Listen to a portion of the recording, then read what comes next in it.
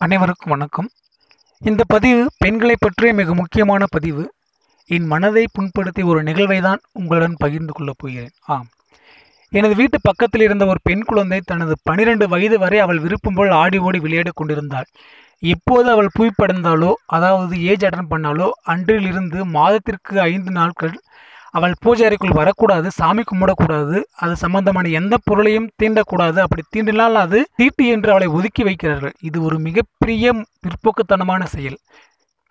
ஏனென்றால் நம் முன்னோர்கள் ஒரு மிகப்பெரிய முக்கியமான காரணத்திற்காக மட்டுமே இதை கடைபிடித்தார்கள். ஆனால் இன்று நாம் அதை பிற்போக்குத்தனமாக பெண்களை இழிவுபடுத்தும் வகையில் கடைபிடித்துக் கொண்டிருக்கிறோம் என்றுதான் சொல்வேன். காட்டில் வாழ்ந்த கற்கால மனிதன் வேட்டையாட செல்லும் போது தன்னுடன் சேர்ந்த பெண்களையும் அழைத்து செல்வார்கள்.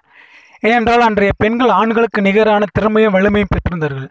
அப்படி அவர்கள் வேட்டையாட செல்லும் போது மாதவிலக்கு அடைந்திருந்தால் சிங்கம், புலி போன்ற கொடிய மிருகங்கள் இரத்தத்தின் வாடையை கண்டுபிடித்து அவர்களை தாக்கக்கூடியும் என்ற ஒரே ஒரு காரணத்திற்காக மட்டுமே அவர்கள் குகைக்குள் அடைத்து ஒழித்து வைக்கப்பட்டார்கள்.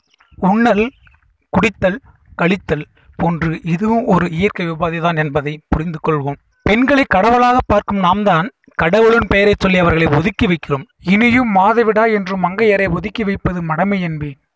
பெண்மையை போற்றுவதே கடமை என்பேன்.